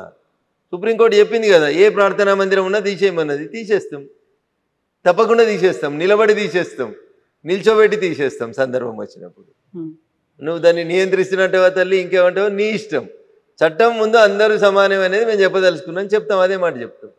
సో ఇక్కడ నుంచి సీఎం కేంద్రానికి 53 సార్లు వెళ్ళాడు. కాకపోతే కేంద్ర ప్రభుత్వం తరఫున రావాల్సినటువంటి హామీలు కావచ్చు, విభజనకు సంబంధించినటువంటి ఇప్పటికీ అమలు జరగలేదు అనే దాంతో పాటుగా బడ్జెట్ కేటాయింపులు అనేవి. కవిత గారు, నేను అందుకని తెలుగు మీడియాకు పైత్యం అని చెప్పిన. 53 సార్లు పోయినప్పుడు ఎన్నిసార్లు మోడీ గారిని కలిసిరు, ఎన్నిసార్లు కేంద్ర మంత్రులను కలిసిరు? మీ దగ్గర లిస్ట్ ఉందా? లేదు. పేపర్ కటింగ్లు ఉన్నాయా? తీసుకురారు. ఒక 15 రోజుల తర్వాత మళ్ళీ కలుద్దాం కవిత గారు. నేను ఓపెన్గా ఛాలెంజ్ చేస్తున్నా. 53 సార్లు వచ్చిండు కదా ఆయన. కాంగ్రెస్ పార్టీ పెద్దలను కలవడానికి ఎన్నిసార్లు వచ్చిండు ఢిల్లీకి? భారతీయ జనతా పార్టీ నాయకత్వంలోని ఎన్డీఏ ప్రభుత్వ పెద్దలను కలవడానికి ఎన్నిసార్లు వచ్చిండు? కాంగ్రెస్ వాళ్ళు ఎన్నిసార్లు అపాయింట్మెంట్ ఇచ్చారు? ప్రభుత్వ పెద్దలు ఎన్నిసార్లు అపాయింట్మెంట్ ఇచ్చారు? తీరు మీ 53 అపాయింట్మెంట్లు డేట్లు దిగిరి. నేను ఇంట్లో లేని, ఇంట్లో ఉంటే నా దగ్గర ఫైల్ ఉంది. ఏ రోజు వచ్చిండు, ఏ రోజు ఎంతమందిని కలిసిండు అనేది నేను ఇస్తాను మీకు లిస్టు. వచ్చిన ప్రతిసారి మేము ఇచ్చినాం. ఆఖరికి నీకు రాహుల్ గాంధీ నీకు ఇవ్వలేదు టైం, మేము ఇచ్చినాం. మా ప్రధానమంత్రి గారు ఇచ్చిర్రు, ఈ దేశ ప్రధానమంత్రి గారు ఇచ్చిర్రు. ఎట్లా కవిత గారికి ఇట్లా అంటే బురద తల్లితే ఎట్లా? పైత్యం అనే పదం ఎందుకు అంటే గిందుకనే 53 సార్లలో నువ్వు 10-15 సార్లు నీ పార్టీ పని కోసమే పోయినావు. దానికి కూడా కేంద్రానికి పోయినా అని చెప్తావు. ఫండ్స్ ఇచ్చే విధానం, అరే మీ యూపీఏ ప్రభుత్వం అధికారంలో ఉన్నప్పుడు రేవంత్ రెడ్డి గారు కాంగ్రెస్ పెద్దలారా, యూపీఏ 1 యూపీఏ 2 హయాంలో మీరు 32% ఫండ్స్ని డివల్యూషన్ ఆఫ్ ఫండ్స్ అని ఒక చట్టం ఉంటుంది. దాని ప్రకారం డెవల్యూషన్ ఆఫ్ ఫండ్స్ ప్రకారం కేంద్రానికి ఎన్ని రావాలి, రాష్ట్రాలకు ఎన్ని రావాలని ఫండ్స్ పంచుతారు. 32% పంచేటోళ్ళు మీరు. ఆక్స్ఫర్డ్లో చదువుకొని ప్రపంచంలో గొప్ప ఆర్థికవేత్త అన్న మన్మోహన్ సింగ్ గారు ఈ దేశాన్ని పాలించిన 10 ఏళ్లలో కేంద్రం నుంచి రాష్ట్రాలకు వచ్చిన నిధులు 32% అయితే, భారత ప్రభుత్వం నరేంద్ర మోడీ గారు ప్రధానమంత్రి అయిన మే 2014 నుంచి ఇప్పటిదాకా మేము ఇస్తున్న నిధులు ఎవరు అడగకముందు మేము పెంచింది 42% పెంచినాం. కవిత గారు మీకు ఎందుకు కనబడతలేవు? అందుకనే మళ్ళీసారి ఎల్వి ప్రసాద్ పోయి కళ్ళు మళ్ళీ మంచి చెక్ చేసుకోరని చెప్తున్నాం. మీరు 53 సార్లు వచ్చింది మా కోసం కాదు, డివల్యూషన్ ఆఫ్ ఫండ్స్ రాసింది మేం కాదు, భారత రాజ్యాంగంలో ఫండ్స్ పంపిణీ ఎట్లా జరగాలని చెప్తే గట్లే చేస్తూ ఉన్నాం. గతంలో ఉన్నటువంటి కాంగ్రెస్ ప్రభుత్వం వచ్చే కంటే ముందు, అంటే నరేంద్ర మోడీ గారు అధికారంలోకి వచ్చే కంటే ముందు 32% రాష్ట్రాలకు నిధులు ఇస్తే, మేము అధికారంలోకి వచ్చినాక 42% నిధులు ఇస్తామని ఇస్తున్నాం. ఎందుకు? 10 ఏళ్ళు ముఖ్యమంత్రిగా చేసిరు కాబట్టి, మోడీ గారికి ముఖ్యమంత్రుల కష్టాలు తెలుసు కాబట్టి రాష్ట్రాలకు ఇచ్చే డబ్బుల్ని పెంచిండు కదా. మీరు ఏ ఊరికైనా పోయి, ఈ రాష్ట్రం కాదు ఏ రాష్ట్రానికైనా పోయి చూడు, ఆ రాష్ట్రంలో రోడ్లు ఎవరైనా ఎత్తురు అంటే ఒక్కటే ఒక నేషనల్ హైవే డిపార్ట్మెంట్ వేస్తుంది, భారత ప్రభుత్వం వేస్తుంది. రైల్వే 4 లక్షల కోట్ల రూపాయలు ఖర్చు పెట్టి రైల్వేలు ఎక్స్పాన్షన్ అవుతున్నాయి, బ్రాడ్ గేజ్లు అవుతున్నాయి, ఆర్ఓబీలు, ఆర్యూబీలు, metre గేజీలు, broad గేజ్లు అవుడు, Vande Bharat ఎక్స్ప్రెస్లు. Secunderabad railway station పోయి చూడు కవితమ్మ, శంషాబాద్ ఎయిర్పోర్ట్ తోటి పోటీ పడేటట్టుంది. అది గవి కనబడాయి మనకి. కేంద్రం పైసలు ఇస్తలేదు. ఎవరు ఇస్తుర్రు? చెర్లపల్లికి పోయి చూడు, 1000 కోట్లు పెట్టి కట్టినాం రైల్వే టెర్మినల్, ఎట్లుందో చూడురు ఒకసారి. దేశంలో ఎప్పుడో స్వతంత్రం కంటే ముందు కట్టిన రైల్వే స్టేషన్లు, తెలంగాణలో 42 రైల్వే స్టేషన్ల రూపురేఖలు ఎట్లా మారినాయో చూడుర్రి. ఇప్పుడు రైల్వే స్టేషన్లలో ఎస్కలేటర్లు వచ్చినాయి కవిత గారు. మీరు ఎప్పుడైనా రైలు ఎక్కితే తెలుస్తుంది. పోయి సికింద్రాబాద్ రైల్వే స్టేషన్ చూడుర్రి, చెర్లపల్లి రైల్వే స్టేషన్ చూడుర్రి. అరే నిన్ననో మొన్ననో పేపర్లో రాసుకుంటున్నాడు రేవంత్ రెడ్డి, ఫ్యూచర్ సిటీకి వెళ్ళి అమరావతి దాకా రోడ్ ఎత్తాడట 12 లైన్లు. పైసలు ఎవరు ఇస్తున్నారు కవిత గారు? మేమే ఇస్తున్నాం. కోమటిరెడ్డి వెంకటరెడ్డి గారు చెప్తారు, హైదరాబాద్ టు విజయవాడ మేము 8 లైన్ల రోడ్ చేస్తున్నాం. పైసలు ఎవరు ఇస్తారు? గ్రీన్ఫీల్డ్ ఎక్స్ప్రెస్ హైవే భారత ప్రభుత్వం నరేంద్ర మోడీ గారు ఇస్తారు. సూర్యాపేటకి వెళ్ళి ఖమ్మం పోవాలంటే ఇంతకుముందు 3 గంటలు పడుతుండే కవిత గారు, ఇప్పుడు గంట కూడా పట్టది. ఎవరు ఇచ్చిరు నేషనల్ హైవే? భారత ప్రభుత్వం నరేంద్ర మోడీ గారి నాయకత్వంలో ఇచ్చింది. ఏం మాట్లాడతారు కవిత గారు? పైసలు వస్తా లేకపోతే మీరు ఒక్కసారి గట్ల ఓరి మేడ్చల్కి వెళ్ళి, కొంపల్లికి వెళ్ళి, అత్వెల్లి గట్ సైడ్ పోయి రండి రోడ్డుకి. నరకం నరకం కనబడుతుంది రోడ్డు మీద. ఇలా 6 లైన్స్ రోడ్ వేసి 1200 కోట్లు ఇచ్చి పని చేపిస్తా ఉన్నాం. నా పార్లమెంట్ కాన్స్టిట్యున్సీ ప్రారంభమయ్యే బిహెచ్ఎల్ దగ్గరికి రండి. బిహెచ్ఎల్ చౌరస్తాలో సిగ్నల్ పడితే గంట ఏడ్చుకుంటా నిల్చుంటారు జనాలు. ఇప్పుడు 5 నిమిషాల లోపల బిహెచ్ఎల్ చౌరస్తా పారైపోతారు. సుమారు 200 కోట్లతోటి ఫ్లైఓవర్ కట్టినాం, నేషనల్ హైవే మీద కట్టినాం. మియాపూర్ చౌరస్తా నుంచి సంగారెడ్డి చౌరస్తా దాకా 6 లైన్స్ రోడ్ వేస్తా ఉన్నాం. నేషనల్ హైవేస్ నడుస్తున్నాయి. మీరు ఏదైనా కూరుకోయి స్టేట్ హైవే చూసి రాపోరు ఎట్లుందో చెప్తా నేను. మీరే కంపేర్ చేసి చూడు state highways and national highways, ఎవరి పనితీరు ఎట్లుందో తెలుస్తుంది. ముఖం మంచి లేక దెబ్బలు కొడితే ఎట్లా తల్లి? ఇప్పుడు ఇవన్నీ చెప్తున్నటువంటి రఘునందన్ రావు ఇన్ని రకాలుగా మాట్లాడుతుంటే ఎందుకని బయట మాట్లాడట్లేదు మీరు? వీటి వినిదా? ఇది బయట కాకపోతే ఇంట్లో మాట్లాడుకుంటున్నాం. ఇంటర్వ్యూలో మాట్లాడేది కదా, ప్రపంచం అంతా చూస్తుంది కదా. ఇంటర్వ్యూలో ప్రతి మీటింగ్ ఇప్పుడు నాతో పాటు మీరు సిద్దిపేటకి రండి. కొద్దిసేపు అయిన తర్వాత నేను జిఎస్టీ మీద అవగాహన సదస్సు పెడుతున్నా. నిన్న పెట్టిన గజ్వేల్లో, మొన్న పెట్టిన మెదక్లో గంటన్నర వర్తక, వాణిజ్య, వ్యాపార, అడ్వకేట్లు, డాక్టర్లు, కిరాణా దుకాణాలు, సిమెంట్ దుకాణాలు, హార్డ్వేర్ దుకాణాలు అందరినీ కూర్చోబెట్టి 2 గంటలు వస్తున్న కవిత గారు. జనానికి బయట మాట్లాడకపోతే ఇంట్లో మాట్లాడుతున్నాడు. కాకపోతే చేసినటువంటి పథకాలు కేంద్రం అయితే ఏమేవైతే తీసుకొచ్చిందో ప్రాజెక్టులు, వీటన్నిటి గురించి చెప్పాల్సినటువంటి బీజేపీ ఎంపీలు ఆ స్థాయిలో చెప్పలేకపోతున్నారు కదా అనేది. రోజు పొద్దున్నే సాయంత్రం దాకా నా ఫేస్బుక్ ఓపెన్ చేసి చూడు. రోజు ఎన్ని గంటలు అరుస్తా ఉన్నా, ఎన్ని గంటలు చెప్తా ఉన్నా. పాల మీద పైసలు తగ్గించినాం, పాల మీద తగ్గించినాం, ఉప్పు మీద తగ్గించినాం, మందుల మీద తగ్గించినాం, మీరు తిరిగే స్కూటీ మీద తగ్గించినాం, మీ సార్ తిరిగే కారు మీద తగ్గించినాం, దేని మీద తగ్గియలేదు. ఆఖరికి హెల్త్ ఇన్సూరెన్స్ మీద 0 చేసినాం, జిఎస్టీ తగ్గించి మీ ఇంటికి నెలకు 15,000 రూపాయలు ఖర్చు తగ్గించినాం. దాని గురించి మాట్లాడారు ఎందుకు కవిత గారు? మేం చెప్పకపోతే ఎవరు చెప్తా ఉన్నారు? ప్రతి పేదోడికి లాభం జరుగుతుంది జిఎస్టీ వల్ల. 12 లక్షల ట్యాక్స్ ఎగ్జంప్షన్ ఇచ్చినాం కదా మీకు. ఎవరు ఇచ్చిర్రు? నరేంద్ర మోడీ గారి నాయకత్వంలో నిర్మలా సీతారామన్ ఆర్థిక మంత్రి ఇచ్చిర్రు. మరి మీరు ప్రపంచం మెచ్చిన గొప్ప ఆర్థికవేత్త కదా. మీ హయాంలో ఇన్కమ్ ట్యాక్స్ ఎగ్జంప్షన్ ఎంత ఉండే? కాంగ్రెస్ హయాంలో 10 ఏళ్ళు మీరు కూడా పాలిచ్చిర్రు కదా. ఏమైంది? అయితే నేను అనేది కేవలం రఘునందన్ రావే ఎందుకు మాట్లాడుతున్నాడు? మిగిలిన ఎంపీలు కావచ్చు, ఎమ్మెల్యేలు కావచ్చు, ఇక్కడ ఉన్నటువంటి లీడర్లు ఇవన్నీ ఎందుకు మాట్లాడలేకపోతున్నారు? ఎందుకని చెప్పట్లేదు? ఎవరు చెప్తలేదు. ఎవరి నియోజకవర్గాల వాళ్ళ మేము తిరిగి చెప్పుకుంటున్నాం. ఎవరి పని వాళ్ళు చేస్తూనే ఉన్నారు. చేతుల పని చేతులు వేస్తే, కాళ్ళ పనులు కాళ్ళే చేస్తాయి.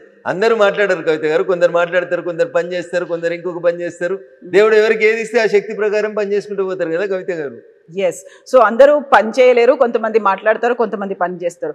వెరీ రీసెంట్గా బీజేపీకి సంబంధించి ఒక నిర్ణయం తీసుకుంటున్నట్టున్నారు. 10 ఏళ్ల నుంచి ఎవరైతే పదవుల్లో ఉన్నారో వాళ్ళకి పార్టీ వైపు, పార్టీలో బాగా పనిచేస్తున్న వాళ్ళని పదవుల వైపు అనేది. రఘునందన్ రావుకి కేంద్ర మంత్రి వస్తుందా? నేను పనిచేస్తున్నాను కదా ఎంపీ. అదే అంటున్నా నేను, పార్టీలో ఇక్కడ పనిచేస్తున్నారు కాబట్టి కేంద్ర మంత్రిగా వస్తుందా? పార్టీగా పనిచేస్తలేను, నేను ఎంపీగా పనిచేస్తా ఉన్నా. పార్టీ అవకాశం ఇచ్చింది, ఎంపీగా గెలిచిన. అరే 20 లక్షల మంది జనానికి పొద్దుగలైతే సావుకోసలు ఉన్నది. వర్షాలతోటి రోడ్లు తెగిపోతున్నాయి, మోరీలు తెగిపోతున్నాయి, జ్వరాలు వస్తున్నాయి, రకరకాలైనటువంటి సమస్యలు వస్తూ ఉన్నాయి. అన్ని సమస్యల్ని అడ్రస్ చేసేందుకు పనిచేస్తూనే ఉన్నా కదా. 24/7లో నేను కూడా చూడరు మీరు ఒకసారి. నేను అందుకనే చెప్పిన మీకు, నేను చెప్తే నాది నేను గొప్పగా కనబడుతుంది. నా ఫేస్బుక్ పేజ్ ఓపెన్ చేస్తే తెలుస్తుంది. నేను ఎన్ని గంటలు ఇంట్లో ఉన్నా, ఎన్ని గంటలు బయట ఉన్నా తెలుస్తుంది. నిన్న పొద్దుల జిన్నారంలో ఉన్నా, సంగారెడ్డి జిల్లాలో ఉన్నా. నిన్న సాయంత్రం వచ్చేసరికి నేను మళ్ళీ గజ్వేల్కి పోయినా, సిద్దిపేట జిల్లాకు పోయిన. ఎంతమందిని కలిసినా, ఎన్ని సంఘాలను కలిసినా, జిఎస్టీ గురించి ఎంత ఎక్స్ప్లెయిన్ చేస్తున్నాం. సేవా పక్వాడా నరేంద్ర మోడీ గారు 75వ జన్మదినాన్ని పురస్కరించుకొని ఏమేం చేయాలి, 17 సెప్టెంబర్ నుంచి అక్టోబర్ 2 దాకా కంఠశోష పెట్టుకొని చెప్తా ఉన్నారు మా ఎంపీలు. కాలుకు బల్పం కట్టకుండా తిరుగుతున్నారు మా ఎమ్మెల్యేలంతా కాన్స్టిట్యున్సీలలో. అందుకే అంటున్నా నేను, మంత్రి పదవి వస్తుందా అని అడుగుతున్నాను. ఏం మంత్రి పదవి? నాకు మంత్రి పదవి వస్తుంది కేంద్రంలో అని అడుగుతున్నాను. కేంద్రంలో ఇప్పుడు ఏం ఎక్స్పాన్షన్ లేదు కదా తల్లి. తొందరలో మొన్న తీసుకున్నటువంటి ఒక నిర్ణయం ఇంటర్నల్ గా జరిగింది. మొదటిసారి గెలిచినటువంటి ఎంపీని కవిత గారు. నాకంటే చాలా మంది సీనియర్లు ఉన్నారు, 3 సార్లు గెలిచిన వాళ్ళు, 4 సార్లు గెలిచిన. ఎఫిషియన్సీ ఎవరి దగ్గర అవుతుందో, ఎవరైతే క్రమశిక్షణ కలిగినటువంటి కార్యకర్తగా పార్టీ ఏం పని చేయమంటే ఆ పని చేస్తాను. పార్టీ పిలిచి అది ఏం చేయమంటుందో ఆ పనికి నేను కట్టుబడి ఉంటాను. రేపు పిలిచి మంత్రి పదవి ఇస్తే ఇంకా వేగంగా పనిచేస్తాం. ఇంకో పదవి ఇస్తే ఇంకా పని చేస్తాం, లేదు ఇప్పుడు ఉన్నదానికి న్యాయం చేయమంటే చేస్తాం, న్యాయమే చేస్తాం. సో డిమాండ్లు ఏమి ఉండవా రఘునందన్ రావు? ఏం లేవు, ఏమీ ఉండవు, సైలెంట్ గా వర్క్ చేసుకుంటూ పని చేసుకుంటూ పోతుంటే వద్దంటే వస్తాయి కవిత గారు. పని చేయని వాళ్ళకి రావు ఏం కానీ. నేను పని నమ్ముకున్నాని పని చేసుకుంటూ పోతూ ఉంటాను. శివుడు ఆజ్ఞ లేకపోతే చీమ గారు అది నన్ను వస్తున్న దేవుడు ఏదో రాసి పంపించి ఉంటాడు, దాని ప్రకారం నడుస్తూనే ఉంటుంది journey. Either you can change my life or I can change your life. Exactly. So ఇప్పుడు జిహెచ్ఎంసీ ఎలక్షన్స్ కి సంబంధించి అవుతాయి అంటారా? ఎప్పుడుండే ఛాన్సెస్ ఉంటాయి? జూబ్లీ హిల్సే కాలేదు, జిహెచ్ఎంసీ దాకా ఎందుకు పోతారు కవిత గారు? పొద్దుగా లేచిరు ఛాయ్ తాగురు, అప్పుడే బిర్యానీ ఎట్లా తింటారు? బిర్యానీ సాయంత్రం దాకా ఎప్పుడైనా తినవచ్చు, ముందు ఛాయ్ తాగురు. జూబ్లీ హిల్స్ కానీ జూబ్లీ హిల్స్ అయినాక జిహెచ్ఎంసీ పెట్టాలన్నా వద్దా? ఇప్పుడు సర్పంచ్ పెట్టిండు కదా, ఎంపీటీసీ పెట్టిండు కదా, మున్సిపాలిటీ పెట్టిండు కదా, అట్లే జిహెచ్ఎంసీ పెట్టడా చూద్దాం. జూబ్లీ హిల్స్ ది ఎట్లా ఉండబోతుంది ఏమనుకుంటున్నారు మీరు? 100% భారతీయ జనతా పార్టీ అభ్యర్థి గెలుస్తాడు. ఎవరుంటారు? పార్టీ ఎవరిని నిర్ణయిస్తే వాళ్ళు ఉంటారు. ఓకే, దెన్ వాట్ అబౌట్ ఆ 10 గారు కూడా దరఖాస్తు చేసుకోవచ్చు, ఇంకా జాయిన్ అవ్వలేదు. అవ్వకుండా జాయిన్ పెట్టుకోవచ్చు దరఖాస్తు. ఓకే, జిఎస్టీ మీద అంత గొప్పగా మాకు సాయం చేసింది కాబట్టి నేను ఒక పేదింటి ఆడబిడ్డను నేను పోటీ చేస్తాను, మీరు వచ్చి కూడా పెట్టుకుంటే పరిశీలిస్తాం, అట్లా ఎవరైనా రావచ్చు. ఓకే, సో ఇప్పుడు 10 మంది ఫిరాయింపు ఎమ్మెల్యేలకు సంబంధించి ఏమవుతుందని అనుకుంటున్నారు వాళ్ళు? ఇంకా బీఆర్ ఏం కాదు, ఏం జరగదా? అది ఏమైతే తల్లి, సుప్రీంకోర్టు చెప్పింది స్పీకర్ని నిర్ణయం తీసుకోమన్నది. 3 నెలల్లో నిర్ణయం తీసుకోండి, చర్యలు తీసుకోండి అంది. 3 నెలల్లో తీసుకోండి అని చెప్పలేదు, తీసుకుంటారని ఆశిస్తున్నాం అన్నది. చేస్తావా చేస్తావా అనలేదు సుప్రీంకోర్టు, చేస్తారని ఆశిస్తున్నా అన్నది. ఆశించడాన్ని ఇప్పుడు వాళ్ళు ఒక ఆదేశం ఇచ్చిర్రు, ఈయన పాటిస్తాడు, 3 నెలల్లో వింటాడు.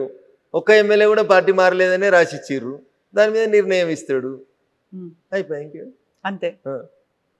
వాళ్ళు ఆదేశించిర్రు, ఈయన చించుతాడు, అంతే. ఏముంటుంది తల్లి అందులో? ఇంకంతకు మించి ఏం జరగదు. నాకున్న పరిజ్ఞానం మేరకు అంతకంటే ఎక్కువ ఏమవుతుంది కవిత గారు? సరే, ఇప్పుడు మనం ధర్మస్థల ఇప్పుడు వాళ్ళు ఇష్యూస్ చెప్పినారు కదా, ఎమ్మెల్యేస్ అంత రాసిన రాతపూర్వకమైన సమాధానంలో మేము పార్టీ మారలేదు, మేము ముఖ్యమంత్రి గారిని పనుల కోసం అని పోయి కలిస్తే ఆయన జాతీయ జెండా ఉన్నటువంటి 3 రంగులది కప్పిండు, అది కాంగ్రెస్ కండువా కాదు, అలా చేయి గుర్తు లేదు అన్నాడు, అయిపోయాయి. దేరెంటిసా పంచాయతీ, ఇంకేం పడైంది? సో ఆన్సర్ బానే ఉందా? సఫిషియంట్ గానే ఉంది అంటే తెలుగు కల వకీళ్ళు రాసిచ్చారు దానికి సమాధానం. గట్లా ఉండాలి కదా తెలుగు కల వకీళ్ళు కూడా. అంటేనే తెలుగు కలవాడు కదా, క్లయింట్ కాపాడుకునేటోడు వకీలు కదా, కలిసి వచ్చేట్టుగా ఉన్నది వాళ్ళకి. అంటే అడ్వాంటేజ్ ఏంటంటే అక్కడ పార్టీ కండువా జాతీయ జెండా ఉన్న కండువా రెండు దాదాపు ఒకే రకంగా ఉంటాయి కాబట్టి అది వాళ్ళు డిఫెన్స్ తీసుకోవడానికి కలిసి వచ్చినట్టు కనబడ్డది. ఇప్పుడు అలా బండ్ల కృష్ణమోహన్ రెడ్డి గారు అని ఒక ఎమ్మెల్యే ఉన్నారు, గద్వాల ఎమ్మెల్యే గారు, మీకు గుర్తుండాలి. ఆయన ఒకసారి ఒక పోలీస్ స్టేషన్లో పోయి కంప్లైంట్ పెట్టిండు, గుర్తుందా కవిత గారు? ఏమని పెట్టిండు? కాంగ్రెస్ వాళ్ళు వాళ్ళ ఫ్లెక్సీలో నా బొమ్మ పెడుతుర్రని ఆయన ఎఫ్ఐఆర్ చేయించిండు. అంటే దాని అర్థమైంది కవిత గారు? ఏం చెప్పు, నాకు తెలియక అడుగుతున్నా. కాంగ్రెస్ వాళ్ళ ఫ్లెక్సీలో ఈయన ఉన్నాడు అంటే కాంగ్రెస్ వాళ్ళు వాళ్ళ ఫ్లెక్సీలలో నా బొమ్మ పెట్టుకున్నారు, తప్పుగా నా బొమ్మను పెట్టి ప్రచారం చేస్తున్నారని ఎమ్మెల్యే పోయి పోలీస్ స్టేషన్లో కంప్లైంట్ రిజిస్టర్ చేయించి వచ్చిండు. ఆయన కాంగ్రెస్ లో ఉంటే కేసు ఎందుకు రిజిస్టర్ చేపిస్తాడు? సో అంటే ఆయన బీఆర్ఎస్ అని మీరు అంటున్నారు? నేను అంటలేను తల్లి, ఆయన చెప్పింది చెప్తా ఉన్నాను, నాకేం అవసరం, నేను ఆయన వకీల్ కాదు, నాకు సంబంధం లేదు. సో ఇప్పుడు మనం ధర్మస్థల గురించి మాట్లాడుకుంటే, ధర్మస్థలలో ఏం జరిగిందని అనుకుంటున్నారు? ఎందుకని అంత మాస్ బరియల్ అనే దేశవ్యాప్తంగా ఒక నెగటివ్ ప్రొపగండా అయింది? మన పక్కన ఉన్నటువంటి పొరుగు దేశాలను మీరు గమనిస్తా ఉన్నారు, లెఫ్ట్ వింగ్కి సంబంధించినటువంటి మేధావులన్నీ కలిసి దేశాలను అస్థిరం చేసి, చిన్న భిన్నం చేసి, పార్లమెంట్లను తగలబెట్టించి, ప్రైమ్ మినిస్టర్లు ఇళ్ళని తగలబెట్టించి, అంత నానా న్యూసెన్స్ ఎవరు చేస్తూ ఉన్నారంటే ఈ విచ్చలవిడితనానికి అలవాటు పడ్డటువంటి లెఫ్ట్ వింగ్కి అనుబంధంగా పనిచేసేటువంటి వ్యక్తులు, ద సోకాల్డ్ మేధావులు. ఎవడో పైసలు ఇస్తే వీడు ఆ మేత తిని ఏమంటారు ఆవు గడ్డి తిని పెండబెట్టినట్టు చేసేటువంటి మూర్ఖులు వీళ్ళంతా. ఆ దేశంలో ఉండి ఆ దేశాన్ని పతనాలు కోరుకుంటున్నారు. శ్రీలంకలో 3 ఏళ్ల కింద అదే అవుతుంది, 2 ఏళ్ల కింద బంగ్లాదేశ్లో అవుతుంది, 4 రోజుల కింద పక్క నుండి ఇంకో దేశంలో జరుగుతుంది. ఎందుకు జరుగుతున్నాయి ఇవన్నీ? ఎందుకు జరుగుతున్నాయి? ఎవరి వల్ల జరుగుతున్నాయి? ప్రజాస్వామ్యంలో ఒక పద్ధతి ఉంటుంది, ఎలక్షన్లకి ఓటుకి మీకు నచ్చని నాయకుడు ఉంటే ఎలక్షన్లో దించడానికి ఒక అవకాశం ఉంటుంది. ఏంది పంచాయతీలన్నీ ఎందుకు జరుగుతున్నాయి ఇవన్నీ ఒకసారి ఆలోచించరు మీరు, దయచేసి ఆలోచిస్తే ప్రజలకు అర్థమవుతుంది. హిందూ మతం మీద బురద జల్లతందుకు జరుగుతున్నటువంటి కుట్రలు కుతంత్రాలు కాకుండా ధర్మస్థలంలో ఏం జరుగుతుంది? కేరళ ఎంపీ వైపు ఏళ్ళు ఎందుకు పోతా ఉన్నాయి? ఎవరా కేరళ ఎంపీ? ఆయనకి ధర్మస్థలకి ఏం సంబంధం? ఆయన ఏ మతం మీద దాడి చేస్తూ ఉన్నాడు? ఆయన ఏ మతాన్ని పాటిస్తూ ఉన్నాడు? ఒకసారి ఆలోచించరు దయచేసి. సో అది మ్యాటర్ కోర్టులో సబ్జుడీస్ అయినప్పుడు ఇప్పుడు నేను ఇంతకంటే ఎక్కువ మాట్లాడలేను కాబట్టి కవిత గారు నిజం కొద్ది రోజులు ఆగు, ఆలస్యంగానైనా బయటకు వస్తుంది. నేపాల్లో జరిగిన తర్వాత వరుసగా 3 కంట్రీస్లో అయింది, అవి కూడా మన నైబర్ కంట్రీస్ అయిన తర్వాత మన దగ్గర కూడా అలాంటి రివోల్ట్ అనేది వస్తుంది అనేటువంటి విశ్లేషణలు ఎందుకు వినిపిస్తున్నాయి? మీరు యూత్ బయటికి రండి, జెన్జీ మీరు యాక్టివ్గా ఉండండి అనేటువంటి నినాదాలు కూడా సోషల్ మీడియాలో ఎందుకు కనిపిస్తున్నాయి? ఎందుకంటే నేను చెప్పిన పైత్యం ఎక్కువ కనబడతాయి, మేత ఎక్కువైంది కాబట్టి కనబడుతున్నాయి. పక్క దేశాలకి వెళ్ళి వీళ్ళకి జీతం ఇచ్చేటో డబుల్ జీతం ఇస్తుంది కాబట్టి మాట్లాడుతున్నారు అంతే, అంతకంటే ఎక్కువ ఉంటుంది. వీళ్ళతో అయ్యేది ఏంది అంటున్నా, వీళ్ళతో ఏం కాదు గుర్తుపెట్టుకోరు. ఈ దేశానికి ఒక సంస్కృతి ఉంది, ఈ దేశంలో ఉన్న యువతకు ఒక ఆలోచన ఉంది. పక్క దేశాలలో జరుగుతున్నటువంటి సంఘటనలను చూసి అట్లాంటి సంఘటన జరగకుండా ఈ దేశాన్ని ఎట్లా కాపాడాలనో ఈ దేశంలో ఉన్న యువతకు తెలుసు. కాబట్టి పట్టుమని 10 మంది పేమెంట్ తీసుకునేటువంటి పేమెంట్ ఆర్టిస్టుల కోసం ఈ దేశ యువత ఏదో చేస్తారని అనుకోవడం వాళ్ళ మూర్ఖత్వం. సో ఇప్పుడు బీజేపీ రాష్ట్రంలో ఎప్పుడు అధికారంలోకి వస్తుంది అనుకో? వచ్చే ఎన్నికలు ఎప్పుడు వస్తే అప్పుడు వస్తుంది. ఇమ్మీడియట్గా దానికి తగ్గట్టుగా కంప్లీట్ సమాయత్తమైనరా? ప్రజలు ఓట్లేసి ఒక పార్టీని అధికారంలోకి తేవాలని నిర్ణయించుకున్న తర్వాత కవిత గారు 1983లో ఎన్టీ రామారావు తెలుగుదేశం పార్టీ పెట్టినప్పుడు ఏముండే కవిత గారు? అప్పుడు ఏముండే తల్లి చెప్పు? 9 నెలల్లో పార్టీ పెట్టి అధికారంలోకి తీసుకొచ్చారు. Bharatiya Janata party is a party with difference. సిద్ధాంతం కోసం, కమిట్మెంట్ కోసం అనేక మంది కార్యకర్తలు చచ్చిపోతూ సంవత్సరాల తరబడి నుంచి ఎత్తిన జెండా కోసం కొట్లాడుతున్నటువంటి కమిట్మెంట్ ఉన్న కార్యకర్తలు ఉన్న పార్టీ భారతీయ జనతా పార్టీ. దీనికి సన్నద్ధం ఏముంది కవిత గారు? ప్రజలు ఓట్లు వేయాలనుకోవాలి. 10 సంవత్సరాల టీఆర్ఎస్ పాలన చూసారు, 5 ఏళ్ళు ఉంటుందో లేదో నాకు తెలియదు కానీ 5 ఏళ్ళ కాంగ్రెస్ పాలన చూస్తారు. ఇక అప్పుడు ఎవరికి ఓటు వేయాలనుకుంటారు ప్రజలు? ఇద్దరిని చూసిన తర్వాత క్వైట్ న్యాచురల్గా థర్డ్ ఆప్షన్ మేమే కనబడతాం, మాకే ఓట్లు వేస్తారు. ఎప్పుడు ఎన్నికలు వచ్చినా నేను చర్చ మొదలుపెట్టినప్పుడు అర్ధగంట తిట్టిన వాళ్ళని, అన్నకి చెల్లెకి లేదు, బావకి మరదలకి లేదు, తండ్రికి బిడ్డ మీద కంట్రోల్ లేదు, గాళ్ళకి ఎందుకు ఓటేస్తారు కవిత గారు? కాకుండా జనాలు మళ్ళీ కేసీఆర్ రావాలని కోరుకుంటున్నారు, పూజలు చేస్తున్నారు, దేవాలయాల దగ్గర కూడా వాళ్లే కనిపిస్తున్నారు అనేది ఇదంతా ఆర్టిఫిషియల్ మూవ్మెంట్ని పైసలు ఇచ్చి నడిపిస్తారు అని చెప్తా ఉన్నా. 100% ఆర్టిఫిషియల్ మూవ్మెంట్. వచ్చే ఎన్నికల వరకు టీఆర్ఎస్ ఏమవుతుంది, ఎట్లుంటుంది అనేది ఒకసారి చూద్దాం. కొద్దిగా వెయిట్ అండ్ సీ. ఇంకా 3 ఏళ్ళు ఉంది కాబట్టి ఓపిక ఉండండి కవిత గారు, ఎందుకు తొందరపడి. సో పార్టీని విచ్ఛిన్నం చేసే కుట్ర జరుగుతోంది, హస్తగతం చేసుకునే కుట్ర. మాకేం అవసరం? తనన్న మాటలు చెప్తున్నారు, కవిత అన్న మాటలు. కవితను అడుగురు సమాధానం. కుటుంబాన్ని విచ్ఛిన్నం చేశారు, పార్టీని హస్తగతం చేసుకోవాలనే కుట్ర జరుగుతోంది చెప్పింది కదా కవిత. హస్తగతం చేసుకోవాలనుకుంటున్నా ఉంటుంది. హస్తం పార్టీలో అడుగురా ప్రశ్న, నన్ను కాదు అడగాల్సి. సో ఇంటర్నల్ గా జరగదా అది, బయట నుంచి అవుతుంది ఎక్స్టర్నల్ గా? ఇంటర్నల్ గా ఏముంటుంది కాబట్టి పార్టీ వాళ్ళు ఉన్న ముగ్గురు అనుకున్న తర్వాత 4 బెనిఫిట్ అవుతుంది. గట్లా పిట్టపోరు ఏదో పిల్లి తీర్చింది అన్నట్టు ఉంటుంది పంచాయతీ. ఇప్పుడు వాళ్ళ పంచాయతీ అంతా గట్లే ఉంటుంది. ఇప్పుడు కవిత అనేటువంటి ఎపిసోడ్ వచ్చిన తర్వాత ఏం జరిగిందని జర్నలిస్ట్ మిత్రుడు కృష్ణ అడిగిన ప్రశ్నలకు సమాధానం చెప్పారు, జనం చెప్పారు. కవితను సస్పెండ్ చేస్తారా చేయరా ఏమనుకున్నారు మీరంటే అది ఊహించిందే అన్నారు. 90% ప్రజలు చెప్పారు. కవిత ఇంపాక్ట్ ఏమైనా ఉంటుందా బయటకు పోతే ఉండదంటే 46% మంది ఉంటుందో అని చెప్పారు. ఇక 46% మంది ఉంటుందంటే 1% ఓట్లతోటి పార్టీలు గెలిచి ఓడిపోయి జరిగే ఈ దేశం లోపల కవిత గారు 46% మంది జనం మీద ఇంపాక్ట్ ఉంటుంది కవిత మీద తీసుకున్న నిర్ణయం అంటే టీఆర్ఎస్ ఎక్కడ ఉంటుంది ఒకసారి ఆలోచించి. కాకుంటే 3 ఏళ్ల కాలం ఉంది కదా, ఇప్పుడు ఆ ఇంపాక్ట్ ఉంది అనిపిస్తుందేమో. 3 ఏళ్లలో అదే కంటిన్యూ అవుతుంది అంటారా? 3 ఏళ్లలో ఈ పార్టీ 3 ముక్కలు కాదని ఎవరు మీరు గ్యారంటీ ఇస్తారా? ఇలా చెల్లెపోయింది రేపు బాగోవడానికి గ్యారంటీ ఇస్తారా? రేపు గౌరవనీయులు సంతోష్రావు గారు బయటకు వరని గ్యారంటీ ఇస్తారా? అంతా శ్రీమంతులే అయ్యారు కదా, అందరి దగ్గర 1000 కోట్లు అయిపోయినాయి కదా. ఎవరైనా బయటకోవచ్చు, ఎవరైనా కొత్త పార్టీ పెట్టుకోవచ్చు, ఎవరైనా ఏదైనా చేసుకోవచ్చు, ఏముంటుంది.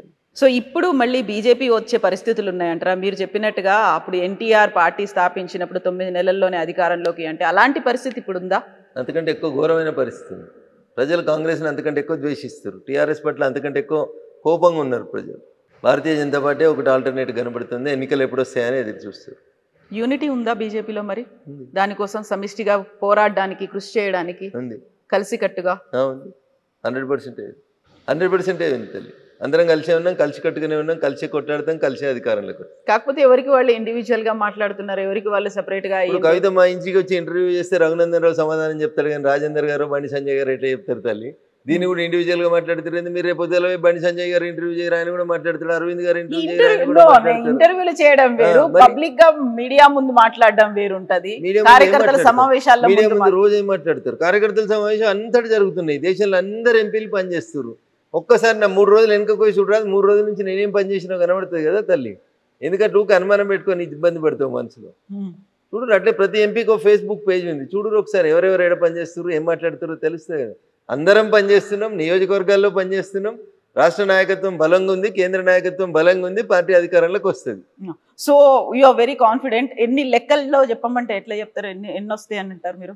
అధికారంలో రావడానికి ఎన్ని సీట్లు కావాలో అన్ని వస్తాయి. చాలా మ్యాజిక్ ఫిగర్ క్రాస్ అయితే సరిపోతుంది అంటారా? సరిపోదా? ఇప్పుడు కాంగ్రెస్కి ఎన్ని వచ్చినాయి? 63 వచ్చినట్టున్నాయి కదా. సరిపోతలేవా? సరిపోతే మరి అంతేనా? అంటే 63 కాదు, రేపు 119 ఉంటాయా, 153 అవుతాయా, 175 అవుతాయా? చాలా కాలంలో చాలా మార్పులు వస్తాయి తల్లి. 3 ఏళ్లలో 1 నేషన్ 1 ఎలక్షన్ వస్తుంది. మహిళా రిజర్వేషన్ 33% వస్తుంది. స్టేట్ అసెంబ్లీలో ఉన్న సీట్లు రీఆర్గనైజ్ అవుతాయి. దాంతోపాటు ఎస్సీ ఎస్టీల సీట్లు రీఆర్గనైజ్ అవుతాయి. భారత పార్లమెంట్లో సీట్లు పెరుగుతాయి. జనగణన పూర్తి అయిన తర్వాత రీఆర్గనైజేషన్ కమిటీస్ వస్తాయి. ఇన్ని పెట్టుకొని రేపు ఏమవుతుందో తెలియనప్పుడు 3 ఏళ్ల తర్వాత ఏమవుతుందో ఇప్పుడు ఎట్లా ఉంచుతాం కవిత గారు? అందులో 42% రిజర్వేషన్తో పాటుగా ఇప్పుడు కర్ణాటక గవర్నమెంట్ కూడా మళ్ళీ బీసీ కులగణన చేయాలి అనేటువంటి ఒక నిర్ణయానికి ఎప్పుడో చేసిన కులగణన ఏమైంది కవిత గారు? అది ఎప్పుడో 10 ఏళ్ల కింద చేశారు కాబట్టి మళ్ళీ ఇప్పుడు శాస్త్రీయంగా చేయాలి అనేది. కాంగ్రెస్ అధికారంలో ఉన్నప్పుడు ఒక రకంగా ఉంటుంది, ప్రతిపక్షంలో ఉంటే ఒక రకంగా ఉంటుంది. కాంగ్రెస్ ఈ దేశంలో బీసీలకు ఏ రోజు కూడా న్యాయం చేయలేదు. ఈ దేశానికి స్వతంత్రం వచ్చిన 75 ఏళ్ల తర్వాత నిన్న ప్రమాణ స్వీకారం చేసినటువంటి గౌరవనీయులు రాధాకృష్ణన్ గారు భారతదేశానికి మొట్టమొదటి ఓబీసీ ఉపరాష్ట్రపతి. అంటే మీరు అర్థం చేసుకోరు కాంగ్రెస్ సంస్కారం ఏందో. 55 ఏళ్ళు ఈ దేశాన్ని పాలించి ఒక ఉపరాష్ట్రపతిని, ఒక ఓబీసీ క్యాండిడేట్ని చేయలేనటువంటి పార్టీ కాంగ్రెస్ పార్టీ. వాళ్ళు 42% రిజర్వేషన్ ఏడిస్తారు కవిత గారు. వాళ్ళ గురించి ఏదో బాగా పట్టుకొని తనలాడుతూ ఉన్నారు మీరు. మీ క్యాండిడేటే దిక్కులేడు. ఎవరికి ఇచ్చారు ఉపరాష్ట్రపతి క్యాండిడేట్? సుదర్శన్ రెడ్డి గారు ఓసీకి ఇచ్చారు. ఎందుకు బీసీకి ఎందుకు వెళ్ళలేదు మరి? రేవంత్ రెడ్డి పొద్దులైతే బీసీ ఢిల్లీ దాకా వచ్చి ధర్నా చేసినావు కదా, నీకు మోకా వచ్చింది కదా, నువ్వు ఎందుకు అమలు చేయలేదు? 42% కాదు, ఒక సీటు ఓబీసీ ఈ దేశంలో ఇయ్యాలటి దాకా ఎవరు చేయలేదు. మేము చేస్తున్నామని ఒక ఓబీసీ క్యాండిడేట్ని ఎందుకు పెట్టలేదు? పోనీ మీ హైకమాండ్ పెట్టలేదు, మరి మేము ఒక ఓబీసీ క్యాండిడేట్ని పెట్టినాం. కొంతమంది బీసీ ఎంపీలు మాకు ఓటేసారు, మీకెందుకు కడుపు నొత్తుంది? ఓటు చోరీ ఏంది? ఓటు చోరీ ఏంది కవిత గారు? దానికి విప్పు ఉండదు. ఉపరాష్ట్రపతి ఎన్నికకు విప్పు ఉండదు. విప్పు లేనప్పుడు ఏం పోయినా తనకి ఇష్టం ఉన్నట్టు ఓటేసుకుంటాడు. నువ్వు క్రాస్ ఓటింగ్ అయింది అనేది దాంట్లో క్రాస్ అయింది, ఓటింగ్ అయింది, నాకు అర్థం కాదు. మీరు ఎంపీ కవిత గారు, మీరు ప్రజల చేత ఎన్నుకోబడినటువంటి గౌరవ ప్రజాప్రతినిధి. మీరు ఎవరు కోటేయాలో ఇంకొకరు చెప్తారా? ఇంకొందరు దారుణంగా సిగ్గు లేకుండా మాట్లాడుతారు. 20 కోట్లకు ఎంపీలు పోయినరని, అమ్ముడు పోయి ఓటేసిరని. కొంచెం అన్నం తిన్నట్టు మాట్లాడి నేర్చుకోవాలి వాళ్ళు. ఎంపీలు 20 కోట్లు తీసుకొని ఓటేసిరా? ఇంత సంస్కారహీనంగా మాట్లాడతారా? నీ పార్టీ బీఫామ్ మీద గెలిచిన నువ్వు కంట్రోల్ చేసుకోవడం చేతగాక, నీ దగ్గర పనిచేసే నీ ఎంప్లాయీని నువ్వు కంట్రోల్ చేసుకోలేక మమ్మల్ని అంటే ఎట్లా కవిత గారు? మీ ఐడ్రీమ్లో పనిచేసేవాడు పక్క ఛానల్లోనికి మీ సమాచారం ఇస్తుంటే అది మీ చేతగానితనం అవుతుంది, కానీ మాది ఎట్లయితుంది? అది ఎట్లయితే చెప్పుర్రి. So true. సో ఇప్పుడు సుదర్శన్ రెడ్డి గారి గురించి అమిత్ షా చేసినటువంటి ఆ వ్యాఖ్యలు మీరు విన్న తర్వాత ఏమనిపించింది? సో సల్వాజుడు మాట్లాడినంటే ఉన్నట్టు మాట్లాడతాడు కదా, అబద్ధం ఎందుకుంటుంది? 10 ఏళ్ల తర్వాత ఎందుకు ఇప్పుడు ఎందుకు మాట్లాడినరు? నువ్వు స్క్రీన్ మీదకి వచ్చినావు కాబట్టి మాట్లాడుతున్నావు, ఇవాళ నువ్వు రాజకీయాలకు వస్తున్నావు కాబట్టి మాట్లాడుతున్నాం. రాజకీయాలకు రాకపోతే నీ గురించి ఎందుకు మాట్లాడతాం? మాకేం అవసరం? రిటైర్డ్ అయిన ఒక జడ్జి గురించి మాట్లాడాల్సిన అవసరం భారత హోంమంత్రికి ఏముంటుంది? నువ్వు రాజకీయాలకు వస్తున్నావు కాబట్టి వచ్చిన క్యాండిడేట్ పలానాడు అని చెప్తున్నాం. తప్పేముంది? నువ్వు బయటికి రాని సేపు మేము మాట్లాడినావా మీ గురించి? కాకపోతే ఆపరేషన్ కగార్ మేము స్టార్ట్ చేస్తున్నప్పుడైనా అప్పుడైనా మాట్లాడాల్సి ఉండే, అప్పుడు కూడా మాట్లాడకుండా మేము ఎప్పుడు మాట్లాడాలో నిర్ణయించేందుకు మీరెవరు కవిత గారు? మేము ప్రజల చేత ఎన్నుకోబడినటువంటి ప్రభుత్వం మాది. ఏది ఎప్పుడు మాట్లాడాలో ఈ దేశ హోంమంత్రికి ప్రధానమంత్రికి మీడియా డిక్టేట్ చేస్తుందా? ఇంత అన్యాయం ఉంటుందా? మీడియా డిక్టేట్ చేయడం కాదు, కాకపోతే ఆపరేషన్ మాట్లాడితే మంచోళ్ళం మీరు. ఆపరేషన్ కగార్ మేము స్టార్ట్ చేసాము మార్చి. ఆపరేషన్ కగార్ మార్చి 2026 వరకు ఈ దేశంలో నక్సలైట్లు ఏరేసేందుకు మొదలుపెట్టిన ఆపరేషన్. అవును. దాంట్లో ఎల్లయ్య పేరు మల్లయ్య పేరు ఎందుకు మాట్లాడాలి? మీ పేరు తీసి మిమ్మల్ని ఎందుకు ఇచ్చేయాలి? మేము ఏం అవసరం మాకు? రిటైర్డ్ అయ్యారు, అయిపోయింది, మీ కార్యక్రమం అయిపోయింది. ఇక మీ గురించి ఎందుకు మాట్లాడాలి? మీరు మళ్ళీ కొత్త బట్టలు వేసుకొని వచ్చారు కాబట్టి మీ గురించి మాట్లాడాల్సి వస్తుంది. సందర్భం లేకుండా మాట్లాడితే జనం ఏమంటారు? సమయం సందర్భం ఉన్నప్పుడు మాట్లాడాలి, సందర్భం లేనప్పుడు ఇంట్లో పడుకుని గురించి మాట్లాడడం ఎందుకు మాట్లాడతారు? అది సంస్కారం కాదు అది. సో మళ్ళీ దాన్ని రివోక్ చేయడం, రివైవ్ చేయడం అట్లాంటిది ఏదైనా ఆ ఇచ్చిన తీర్పునో అవసరం లేదు. ఇప్పుడు ఇంకా 10 సంవత్సరాల తర్వాత ఏం చేయాలో ప్రభుత్వం ఒక నిర్ణయం తీసుకుంది, చేసుకుంటూ పోతా ఉంది. ఇంకా దాన్ని చేసేది ఏముంటుంది ఇంకా? So operation Kagar will continue, అట్లాగనే అవుతుంది, డౌట్ ఎందుకు దాంట్లో? ఈ దేశ హోంమంత్రి ఒకసారి ఒక మాట చెప్తే బరాబర్ జరిగి తీరుతుంది. సో మేము రఘునందన్ రావు గారిని నెక్స్ట్ ఎట్లా చూడొచ్చు? ఇట్లా చూస్తారు. కాలు కొంచెం గుడుతున్నావు, అప్పుడు కొంచెం మంచిగా నడుస్తాం, అంతే. యాక్టివ్ అవుతారు, ఇంకా మోర్ యాక్టివ్. ఆపరేషన్ చేయించుకొని కొంచెం ఇబ్బందిలో ఉన్నాను కాబట్టి కొంచెం గుడుతూ మెల్లగా నడుస్తా ఉన్నాను, అప్పటికి ఇంకా బాగా యాక్టివ్ కనబడతారు. సో మెదక్ నుంచేనా అప్పుడు కూడా? అరే తల్లి 3 సంవత్సరాలు ఉంది అంటున్నా, చాలా కాలం ఉంది కాబట్టి రేపు లేడీస్కి వచ్చింది అనుకో తల్లి. రఘునందన్ రావు పోటీ చేస్తా అంటే టికెట్ ఇస్తుందా పార్టీ? ఇవ్వరు. కాన్స్టిట్యున్సీస్ రీఆర్గనైజ్ చేసి రేపు అది ఎస్సీలకు ఎస్టీలకు రిజర్వ్ అయింది అనుకోరి, నాకు పోటీ చేసే అవకాశం ఉంటుందా? అందుకని తొందరపడకూరి, వెయిట్, సమయం వచ్చేదాకా వెయిట్ చేయండి. ఇప్పుడు కులగణన భారత ప్రభుత్వం స్టార్ట్ చేసింది, జనగణన కూడా స్టార్ట్ చేసింది, కులగణన స్టార్ట్ చేసింది. ఇవన్నీ అయిపోయినాక 2017లో రీఆర్గనైజేషన్ కమిటీ వస్తుంది. వీటన్నింటికంటే ముందు ఆల్రెడీ పాస్ అయినటువంటి 33% మహిళా రిజర్వేషన్ ఉంది. ఇవన్నీ చేయాలా వద్దా కవిత గారు? చేస్తున్నప్పుడు ఏ సీట్ ఎటు పోతుంది, ఏ సీట్ ఏ రిజర్వేషన్లకు వస్తుంది తెలియకుండా ఎందుకు తొందరపడు? నేను అనేది అది అంతే. అంతేగాని మిమ్మల్ని ఏదో డిస్కరేజ్ చేయాలనో ఇంకోటి చేయాలనో. నేనేం డిస్కరేజ్ అవ్వట్లేదు. కాకపోతే you are very confident and మన దగ్గర తెలంగాణలో కూడా రాబోతుంది. 100% మాదే అధికారం. అండ్ 4th టైం కూడా మోదీ వస్తారా? మళ్ళీ 100% వస్తారు. మోదీయే ఉంటారా? ఉంటారు.